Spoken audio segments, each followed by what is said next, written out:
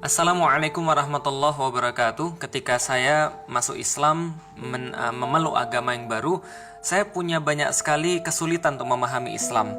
Namun akhirnya ketika saya mempelajari, lalu kemudian melihat referensi demi referensi yang saya dapatkan, Masya Allah, Islam itu sangat sempurna, paripurna, indah, istimewa. Dan saya mencoba untuk menyederhanakannya bagi orang-orang awam yang baru mau belajar tentang Islam, orang-orang yang baru mau tahu tentang Islam, yang mereka yang berhijrah dan mau mempelajari agamanya. Saya coba sederhanakan, dan akhirnya itulah yang kemudian menjadikan buku Beyond the Inspiration.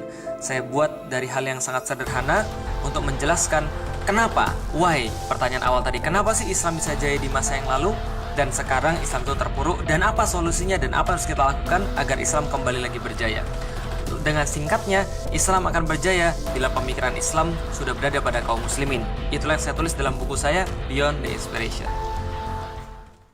Bismillahirrahmanirrahim. Assalamualaikum warahmatullahi wabarakatuh. Alhamdulillah, puji dan syukur senantiasa kita panjatkan kepada Allah Subhanahu wa Ta'ala. Begitupun juga salat dan salam senantiasa kita curah dan limpahkan kepada baginda Nabi besar Muhammad sallallahu alaihi wasallam. Teman-teman, melanjutkan sedikit sharing kita tentang konflik yang ada di Palestina, yang ada di Baitul Maqdis.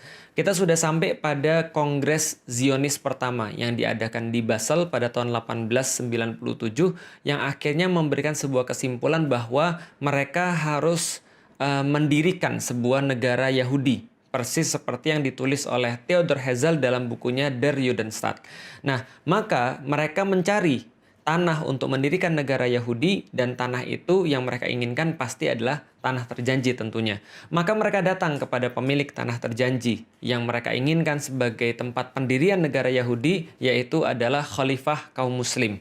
Khalifah daripada kekhilafan Utsmani yang pada saat itu adalah Sultan Abdul Hamid kedua. Maka apa respon daripada Sultan Abdul Hamid kepada Theodor Herzl dan juga kelompoknya? Ini adalah yang bisa kita dapatkan. Maka Sultan Abdul Hamid tidak ingin menemui Herzl, lalu mengirim pesan kepadanya, beritahu pada para Yahudi yang tidak sopan itu bahwasanya hutang-hutang Utsmani itu bukan merupakan perkara yang hina. Prancis pun punya hutang dan tidak mempengaruhi mereka. Yerusalem adalah bagian dari tanah kaum muslim sejak Khalifah Umar menerima tanah itu dari Safronius. Dan aku tidak ingin menanggung malu dan beban sejarah dengan menjual tanah suci yang telah diamanahkan itu kepada para Yahudi, lalu mengkhianati amanah dan kepercayaan umat. Yahudi simpan saja harta mereka, sebab Utsmani tidak akan bersembunyi di balik istana-istana yang dibuat dari uang musuh-musuh Islam. Jadi teman-teman sudah tahu juga bahwa Utsmani pada saat itu berada dalam kondisi yang sangat-sangat decline, menurun, hutang-hutangnya banyak, dan mereka tidak memiliki cash flow yang baik. Maka orang-orang Yahudi itu datang dengan menawarkan uang untuk mereka, dan itu adalah respons daripada Sultan Abdul Hamid pada 1987. Tapi tentu saja Yahudi tidak akan pernah menyerah, gitu kan ya, ketika mereka 1897. Jadi Yahudi tidak akan menyerah. Maka dia datang lagi pada tahun 1901 untuk menawarkan lagi kepada Utsmani sebuah penawaran yang lumayan bikin ngiler ya teman-teman sekalian ya. Yahudi kembali, maka mereka nggak main-main. Maka mereka menawarkan pada Sultan Abdul Hamid itu sekitar 150 juta pound sterling di masa itu. Nah, kalau sekarang itu kira-kira setara dengan 305 triliun ya, triliun rupiah minimal. Lalu kemudian diberikan lagi bonus kalau misalnya Sultan Abdul Hamid mau memberikan beberapa bidang tanah kepada orang-orang Yahudi untuk mendirikan negaranya itu, maka mereka memberikan bonus membangun Universitas Utsmani dan memberikan juga kapal perang kepada orang-orang Utsmani. Karena mereka sudah punya sponsor, kita tahu namanya Lionel Walter Rothschild, atau yang dikenal dengan Sir Lord Rothschild itu. Maka kemudian Abdul Hamid berkata lagi kepada Herzl yang menawarkan tawaran-tawaran itu tadi. Nasihati Dr. Herzl, jangan sekali-kali meneruskan proyek itu. Aku tidak bisa berikan tanah itu karena tanah itu bukan milikku. Tanah itu milik umat muslim yang telah berjihad dan menyiraminya dengan darah mereka. Yahudi silahkan simpan uang mereka. Lalu kemudian Abdul Hamid melanjutkan, jika khilafah Islam dimusnahkan pada satu hari, mereka boleh mengambil tanah itu tanpa bayar. Jadi kayak apa ya? Kayak sebuah sebuah kedikdayaan gitu ya, sebuah kemuliaan, sebuah izah. Jadi pokoknya selama ada khilafah, selama aku masih ada, dan selama kaum muslim itu punya kekuatan, kalian nggak bakal bisa. Tapi kalau saat ini sudah nggak ada, ambil gratis aja. Seolah-olah ya Abdul Hamid mungkin nggak akan berpikir bahwa sebentar lagi khilafah itu ya tidak akan ada di muka bumi, sehingga kaum muslimin tidak memiliki pelindung dan tidak memiliki perisai. Lalu kemudian beliau katakan, akan tetapi selama aku masih hidup, aku lebih rela menusukkan pedang ke dalam tubuhku daripada tanah itu dikhianati dan dipisahkan dari khilafah Islam. Aku tidak akan memulai pemisahan tubuh kami selagi kami masih hidup. Jadi itu adalah jawaban final yang diberikan oleh Abdul Hamid kepada Federasi Zionis. Nah, setelah itu Zionis nggak pernah datang lagi. Tapi walaupun miswab, setelah Abdul Hamid menolak mereka itu, walaupun miswab, siapa yang merancang Perang Dunia Pertama ini, tapi yang jelas setelah selesai Perang Dunia Pertama ini, keuntungan yang didapat paling besar adalah keuntungan bagi orang-orang Yahudi. Jadi apa yang terjadi? Tahun 1914 muncul perang. Pada saat itu ada blok sekutu melawan blok sentral. Blok sekutu itu diketuai oleh Inggris dan Prancis. Blok sentral itu diketuai oleh Jerman. Dan pada saat itu teman-teman sekalian, Khilafah Utsmani itu berada bareng dengan blok sentral. Loh kok bisa jadi bareng blok sentral berada sama Jerman? Itulah satu misteri yang sampai sekarang orang-orang juga heran. Kenapa Utsmani tidak mempertahankan netralitasnya, justru malah gabung sama blok Jerman? Dan kita sudah dapat sampai sekarang bahwa ada banyak sekali intrik yang terjadi di Khilafah Utsmani pada saat itu, bahwa sultan yang ada hanya sekedar sultan kayak apa ya, simbol saja, tapi pemerintahan itu sebenarnya dijalankan oleh satu partai yang partai itu tidak mau dikendalikan oleh sultan. Jadi berada di luar kendali sultan. Dan mereka punya satu menteri, yang menteri ini akhirnya justru membuat kesepakatan rahasia dengan Jerman ketika justru Jerman sudah mengumumkan perang terhadap sekutu. Maka seolah-olah sekutu bilang, ya udah kalau gitu Utsmani adalah bagian daripada blok sentral. Maka Utsmani mau nggak mau harus ikut perang. Karena seolah-olah sudah ya memang ikut perang. Nah itulah dalam tanda kutip ketidaksengajaan orang-orang Utsmani, Khilafah Utsmani untuk ikut perang. Dan hasilnya sudah kita ketahui, berakhir pada tahun 1916 dimenangkan oleh pasukan sekutu, dan saat itu seluruh yang kalah itu harus menanggung pembiayaan perang dan sekaligus kerugian perang. Nah, khusus untuk Utsmani, maka wilayah-wilayahnya itu dibagi oleh Inggris dan Prancis lewat perjanjian Sykes-Picot pada tahun 1917. Sykes ini adalah seorang komandan dari Inggris, Picot ini adalah seorang komandan dari Prancis. Mereka bersepakat untuk berunding dan membagi wilayah-wilayah Utsmani. Dalam perjanjian ini, maka mereka membagi wilayah-wilayah, ada wilayah bagi Inggris, ada wilayah-wilayah bagi Prancis, dan mereka menggunakan ada satu wilayah bersama, wilayah khusus, yaitu adalah wilayah Palestina dan sekitarnya. Itu dikasih wilayah khusus. Tapi sebenarnya yang punya siapa? Yang punya adalah Inggris. Ketika kita sudah paham bahwa Inggris memiliki wilayah kaum muslim termasuk wilayah Palestina atau wilayah Baitul Maqdis, berikutnya kita sudah duga. Lord Rothschild langsung nulis surat permintaan kepada pemerintah Inggris, lalu direspon oleh Menteri Luar Negeri Inggris yang pada saat itu dijabat oleh Lord Balfour. Jadi Arthur James Balfour. Maka Arthur James Balfour itu mengeluarkan satu deklarasi yang kita kenal dengan nama Deklarasi Balfour. Nah, jadi Deklarasi Balfour ini dikeluarkan pada tanggal 2 November 1917, yaitu adalah kata-kata kira-kira begini. Dear Lord Rothschild, I have much pleasure in conveying to you on behalf of His Majesty Government the following declaration of sympathy with Jewish Zionist aspiration, which has been submitted to and approved by the Cabinet. His Majesty Government view with favor the establishment in Palestine of a national home for the Jewish people and will use their best endeavors to facilitate the achievement of this object. It being clearly understood that nothing shall be done which may prejudice the civil and religious rights of existing non-Jewish communities in Palestine, or the rights and political status enjoyed by Jews in any other country. I should be grateful if you would bring this declaration to the knowledge of the Zionist Federation. Jadi pertama kali yang memberikan tanah itu kepada orang-orang Yahudi adalah Inggris. Dan Inggris memperkuat ini lewat diterbitkannya Mandate for Palestine.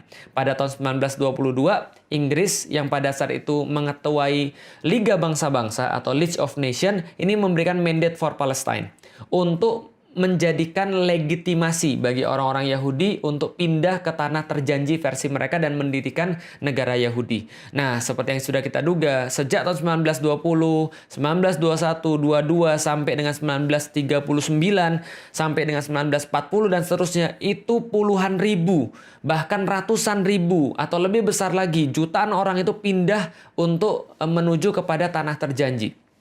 Yaitu adalah tanah yang diberikan oleh Inggris kepada orang-orang Yahudi.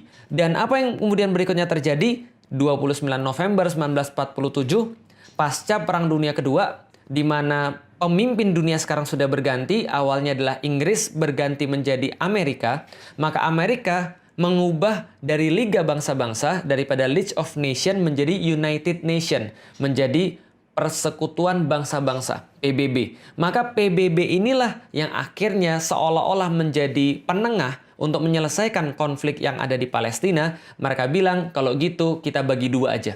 Ini perampokan yang sangat luar biasa. Penjajahan yang di awal diamini oleh PBB adalah penjajahan atas negeri Palestina.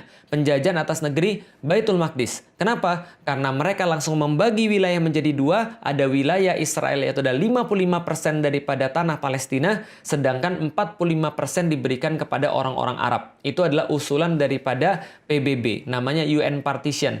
Partisi yang diberikan oleh PBB pada tahun 1947 tanggal 29 November. Nah, ini adalah satu penjajahan dan satu perampokan yang besar. Menindaklanjutin itu semuanya, orang-orang Israel kemudian mendirikan negara Yahudi. Jadi Israel Declaration on a Jewish State. Jadi mereka akhirnya memenuhi apa yang mereka inginkan. Mereka bentuk Der Judenstaat pada tanggal 14 Mei 1948. Di mana Perdana Menteri pertamanya adalah David Ben Gurion. Maka pada tanggal itu didirikan negara Yahudi, negara Israel. Dan sekaligus menjadikan Palestina stateless. Menjadikan Palestina itu tidak punya negeri, tidak punya hak sebagai manusia. Karena itulah apapun yang mereka lakukan senantiasa pasti mereka yang salah. Kenapa? Karena mereka tidak diakui oleh hukum internasional. Yang diakui adalah Israel oleh PBB. Siapa yang memerintahkan? Amerika. Dari sini teman-teman sudah tahu bahwa siapa bapaknya Israel atau negara Israel laknatullah itu. Siapa yang kemudian menjadi bapak daripada negara penjajah yang bengis itu? Yang menjadi bapaknya adalah Inggris. Yang menjadi ibunya siapa? Yang menjadi ibunya adalah Amerika. Lalu siapa yang menjadi bidannya? Bidannya adalah PBB. Sehingga kalau kita tahu semua itu, nggak mungkin Inggris, nggak mungkin Amerika, nggak mungkin PBB akan menguntungkan bagi orang-orang yang terjajah di Palestina. Pasti mereka akan menguntungkan anak mereka yang mereka lahirkan, yaitu Israel itu tadi. Jadi kalau berharap pada mereka ya, itu sama aja kayak Anda berharap mimpi di siang bolong kan gitu kan ya. Nah, setelah itu kemudian banyak sekali kemudian protes daripada orang-orang Arab pada saat itu dengan keberadaan Israel, lalu diakhiri dengan perang 6 hari. Perang 6 hari ini secara ajaib keroyokan daripada Syria, Irak, Yordan, Saudi, Mesir itu dimenangkan oleh orang-orang Israel secara ajaib. Tapi yang terjadi sebenarnya adalah ya pengkhianatan kaum muslimin, pengkhianatan penguasa-penguasa negeri kaum muslimin. Mereka seolah-olah ingin mengenyahkan Israel, tapi sebenarnya mereka hanya punya kepentingan masing-masing. Pengkhianatan penguasa Mesir, pengkhianatan penguasa Yordan, dan seterusnya. Sehingga waktu itu justru orang-orang Israel mengukuhkan satu mitos bahwa mereka itu tidak pernah terkalahkan. Kaum muslimin hancur, dan kemudian seolah-olah Israel tidak tersentuh, dan menjadilah kita seperti sekarang. Nah, teman-teman bisa lihat, ini adalah wilayah pada tahun 1946. Jadi yang paling kiri itu adalah ketika PBB belum mengumumkan, sebelum PBB mengumumkan berdirinya negara Israel, itu yang warna putih adalah pemukimannya orang-orang Israel. Lalu yang di sebelahnya adalah wilayah tahun 1947, ketika PBB mengumumkan berdirinya negara Israel. Perampokan terbesar. Lalu kemudian sebelah kanannya lagi wilayah setelah tahun 1967. Setelah perang 6 hari yang direkayasa tadi dan pengkhianatan para penguasa-penguasa muslim terhadap umat muslim sendiri di seluruh dunia. Dan yang sebelah kanan adalah tahun 2000. Setelah resolusi-resolusi PBB, perjanjian-perjanjian yang berusaha dibuat yang kayaknya menguntungkan selalu bagi orang-orang Yahudi Israel, dan mereka juga senantiasa untuk mengingkarinya, janji lalu berkhianat. Ya, kita sudah tahu seperti apa kelakuan mereka dari dulu. Setelah perjanjian-perjanjian damai itu, wilayah kaum muslimin semakin berkurang dan wilayah mereka terus bertambah. Itu yang terakhir tahun 2000. Tahun 2020, 2021 lebih parah lagi daripada semuanya itu. Makanya kemarin yang memicu keributan adalah ketika daerah Sheikh Jarrah itu kemudian diambil oleh orang-orang Israel dengan sekendak hati, tanpa ada hukum. Ya memang nggak ada hukum di situ.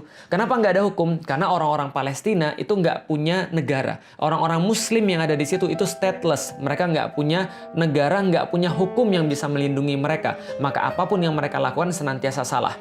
Nah, yang pengen kita sampaikan adalah teman-teman sekalian, setelah PBB itu mengumumkan berdirinya negara Israel, maka pembantaian demi pembantaian dilakukan atas nama hukum.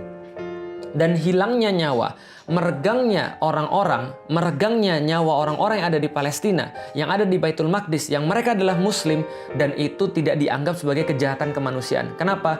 Karena bagi orang-orang yang ada di PBB, bahkan orang-orang di Palestina itu bukan manusia. Kenapa? Karena mereka tidak diakui sebagai manusia. Stateless, mereka tidak punya negara, sehingga mereka tidak bisa untuk dibela secara hukum.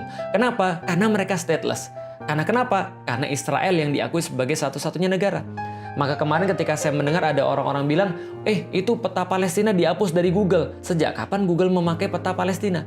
Sejak kapan Google mencantumkan Palestina sebagai sebuah negara? Mereka nggak diakui. Kenapa nggak diakui? Karena secara hukum dunia itu bukan sebuah negara. Yang negara cuma Israel. Maka kita lihat sekarang Israel cuma yang dicantumkan di peta. Karena memang yang diakui sebagai negara adalah dia. Siapa yang ngakui negara? PBB. PBB kan bidannya. Maka kalau misalnya ngarep PBB nyelesain masalah Palestina, nggak akan mungkin. Menyelesaikan masalah di Baitul Maqdis nggak bakal mungkin. Karena mereka yang bikin masalahnya di awal. Jadi teman-teman sudah paham. Nah, kenapa misalnya PBB bisa begitu? Ya karena mereka didukung. Didukung oleh siapa? Mereka didukung oleh Amerika, mereka didukung oleh Inggris, mereka didukung oleh kebanyakan orang-orang penguasa di dunia. Sementara orang-orang Muslim penguasa-penguasanya hanya bisa diam melihat hal yang seperti ini. Kalaupun ada yang berbicara, alhamdulillah ada yang berbicara, maka yang berbicara ini posisinya terjepit. Maka yang berbicara ini tidak bisa berbicara lantang. Kenapa? Mereka tidak bisa mengerahkan pasukan militer ke sana karena bertentangan dengan hukum internasional. Maka ini yang kemudian bisa kita lihat pada saat ini. Nah, apa yang bisa kita lihat pada Januari 2009 misalnya, ketika orang-orang Israel laknatullah menunjukkan kebiadabannya sekali lagi kepada kaum muslimin dengan menghujani kaum muslimin dengan rudal-rudal, dengan senjata-senjata kimia yang sangat tidak manusiawi, tapi tetap aja dibela sama Amerika. Obama misalnya berkomentar, Israel have a rights to defend itself. Kenapa? Karena ketika munculnya pun ketika dia pengen jadi presiden, ya dia berpidato di depan AIPAC. American Israel Public Affairs Committee, dan mengatakan komitmennya untuk mendukung orang-orang Israel dan mendukung kemuktahiran senjata-senjata Israel sebesar 30 miliar US dollar. Jadi ini yang kemudian dijanjikan oleh Amerika terhadap pemerintahan Israel. Dan mereka menggunakan ini sebagai kayak komitmen. Kalau misalnya mau jadi presiden ya harus dukung Israel. Kalau nggak mau dukung Israel ya susah untuk jadi presiden. Kenapa? Karena nggak didukung oleh komunitas Israel. Nggak didukung oleh komunitas Yahudi. Lalu gimana dengan penguasa-penguasa Muslim? Ya itu yang kita kemudian agak miris. Kok bisa ada orang-orang Muslim yang justru diam ketika melihat saudara-saudara Muslimnya dizolimi? Dengan kata-kata itu bukan negara saya.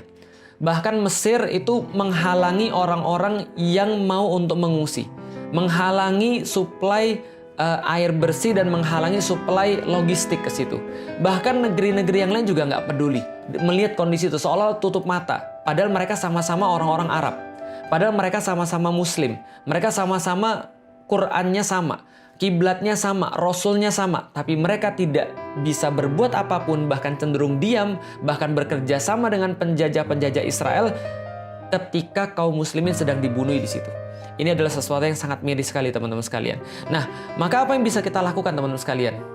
Ketika kita melihat semua ini, ya nggak ada yang bisa kita lakukan.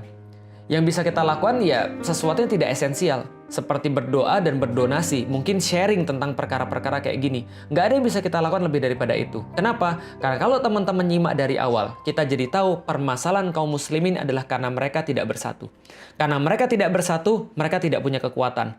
Kenapa mereka tidak punya kekuatan? Mereka tidak punya kepemimpinan. Maka yang bisa menyelesaikan permasalahan Palestina, permasalahan Baitul Maqdis adalah ketika kaum muslimin itu bersatu dan mereka punya kepemimpinan sehingga mereka terorganisir dengan kekuatan mereka. Itu yang terjadi pada masa-masa yang lalu ketika orang-orang Yahudi tidak bisa berbuat apapun. Mereka tidak bisa untuk menyerang kaum muslimin. Mereka tidak bisa untuk menakut-nakuti kaum muslimin. Mereka tidak bisa untuk berbuat seenaknya ketika kaum muslimin masih punya kekuatan pada masa lalu di bawah kekhilafan Utsmani tadi itu. Maka tidak ada yang bisa menyentuh Baitul Maqdis. Kenapa? Karena kaum muslimin akan membela dengan darah mereka. Kaum muslimin akan membela kehormatan negeri mereka dengan seluruh kekuatan yang mereka punya. Tapi sekarang ketika itu tidak ada, maka kita tidak bisa berbuat apapun. Karena kita tidak punya kekuatan, kita tidak punya persatuan. Lalu gimana caranya? Mengacu pada Rasulullah Shallallahu Alaihi Wasallam, maka yang pertama adalah kita harus berjihad secara ilmu. Pahami tentang Baitul Maqdis, ngerti tentang Baitul Maqdis. Pahami tentang Palestina, apa yang harus kita perjuangkan sebenarnya? Perjuangan apa yang tidak akan punya buah? Perjuangan mana yang dilakukan oleh Rasulullah Shallallahu Alaihi Wasallam? Misal, kalau orang nggak ngerti teman-teman sekalian terhadap masalah ini, maka dia akan bilang, oke, kalau gitu kita akan minta agar kita kembali pada daerah 1947. Yaitu adalah ketika PBB membagi dua wilayah ini, yaitu adalah wilayah Israel 55% dan wilayah kaum muslim 45%. Ini salah. Karena mereka nggak ngerti, kok malah diperjuangkannya adalah wilayah ketika terjadi perampokan. Kayak kita, ada orang tiba-tiba masuk ke rumah kita, lalu dia bilang, saya bawa surat dari RT. Bahwa mulai dari hari ini, RT bilang bahwa rumah ini kita harus bagi dua. Kamu tinggal di WC, dan di dapur saya ambil selain itu. Emang kita terima kalau kayak gitu? Ini kan perampokan. Ini kan penjajahan. Kok kita malah terima yang kayak gitu? Kok malah kaum muslimin menyerunya pada wilayah 1947? Kita nggak mau. Kita nggak mau wilayah 1947, kita nggak mau wilayah 1967, apalagi setelah perang 6 hari, kita nggak mau wilayah yang sekarang, dan bahkan kita nggak mau wilayah sebelum UN mengatakan partisi, yaitu adalah wilayah tahun 1946. Kita juga nggak mau. Yang kita mau apa? Itu adalah wilayah kaum muslimin. Penjajah harusnya dienyahkan. Orang yang merampok harusnya nggak boleh di situ. Ini adalah solusi sebenarnya. Maka solusi terhadap penjajahan ya berarti dibebaskan. Sebagaimana Umar bin Khattab membebaskan Baitul Maqdis. Sebagaimana Salahuddin Al-Ayyubi membebaskan Baitul Maqdis. Jadi penjajah itu bukan negosiasi. Tapi penjajah itu harusnya diusir. Sebagaimana penjajah Belanda itu diusir dari Nusantara. Bukan bernegosiasi gitu loh maksudnya. Nah, maka kita harus kemudian yang pertama adalah jihad ilmu.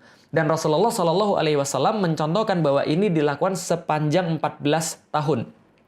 Setelah itu Rasulullah melakukan jihad negosiasi atau jihad politik yang dilakukan oleh Rasulullah sepanjang 2 tahun.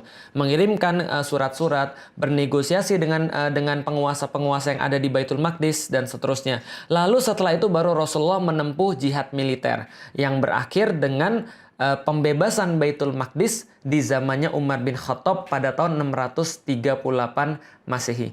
Inilah kemudian yang menjadi sebuah pengetahuan bagi kita yang pengen saya sharing teman-teman sekalian. Jadi teman-teman sekarang ngerti kenapa sih Palestina itu bermasalah. Atau lebih tepatnya istilahnya adalah Baitul Maqdis itu bermasalah. Lalu apa yang bisa kita lakukan untuk menyelesaikan problem Baitul Maqdis secara long term, secara permanen, yaitu adalah membangun kekuatan itu dan membangun persatuan itu dan membangun kepemimpinan itu. Lalu apa yang bisa kita lakukan sekarang? Nggak ada yang lain selain doa, donasi, dan share pengetahuan-pengetahuan tentang Baitul Maqdis agar kita tidak menjadi orang-orang yang memperhatikan Baitul Maqdis hanya ketika mereka menangis dan berteriak ketika mereka dibom, dihujani dengan peluru, ataupun dibunuh di depan mata kita. Sehari lagi kita menunda kebangkitan Islam. Sama seperti sehari lagi kita memberikan waktu bagi penjajah Zionis biadab itu untuk membunuh saudara-saudara kita yang ada di Palestina. Karena itulah teman-teman sekalian, ini yang bisa kita lakukan. Berdoa, berdonasi, dan sharing pengetahuan-pengetahuan yang ada di kita semuanya. Dan Allah Subhanahu wa Ta'ala mungkin pada tahun ini memberikan kita sebuah pelajaran yang sangat berarti. Agar kita tuh noleh kepada mereka di tengah-tengah kesibukan kita, itikaf, menikmati sajian-sajian Ramadan. Tapi Allah bilang, lihat loh ada saudara-saudara kalian itu. Yang saudara-saudara kalian tuh tertindas, yang saudara-saudara kalian tuh terjajah. Mudah bagi Allah untuk membebaskan mereka. Tapi bukan itu ceritanya. Ceritanya adalah bahwa Allah memberikan kesempatan pada kita untuk muncul kesatria-kesatria di antara kita. Memperhatikan mereka. Senantiasa mengisi hati kita dengan Baitul Maqdis, kiblat pertama kita. Supaya besok-besok ketika diperlukan kemudian perjuangan-perjuangan yang lebih besar, maka kita sudah siap dengan ilmu-ilmu dan sakofah kita tentang Baitul Maqdis. Artinya teman-teman sekalian, kalau memang kita merasa sedih, kalau memang kita merasa marah, kalau memang hati kita tercabik-cabik, kita bisa menggunakan apapun yang kita punya. Kalau kita nggak bisa donasi, minimal kita berdoa. Kalau kita bisa berdonasilah dengan harta terbaik yang kita punya. Tapi kalaupun kita sudah melakukan semua itu semua tidak cukup. Melainkan kita harus untuk mempelajari, kita harus untuk mengerti, memahami, dan kemudian menyebarkan sampai orang-orang paham dengan sakofah yang benar tentang Baitul Maqdis, hingga kita bisa berpindah kepada tahapan-tahapan selanjutnya. Wallahu a'lam bishawab, teman-teman sekalian, semoga bermanfaat. Assalamualaikum warahmatullahi wabarakatuh. Assalamualaikum warahmatullahi wabarakatuh. Saya masuk Islam pada tahun 2002 karena pertanyaan kenapa. Kenapa sih Tuhan itu harus Allah? Kenapa sih Rasul itu harus Muhammad? Kenapa sih agama itu harus Islam? Dan kenapa sih saya harus masuk Islam? Karena saya masuk Islam dengan pertanyaan kenapa, maka pertanyaan pertama yang saya tanyakan ketika saya masuk Islam juga kenapa? Kenapa sih Islam yang begitu hebat yang saya temukan ini, Islam yang begitu indah yang saya temukan ini, ternyata pada kejadiannya, pada faktanya, tidak seperti teorinya. Islam yang sangat hebat, sempurna, paripurna, tidak ada tandingan, tapi ternyata pada kenyataannya, kaum muslimin di mana-mana terpuruk, kaum muslimin di mana-mana terjajah, sangat mudah sekali diprovokasi. Mereka punya mental yang buruk, mereka punya skill individu yang tidak baik, mereka juga tidak bisa dipercaya. Inilah yang saya jawab dalam buku saya Beyond the Inspiration. Why?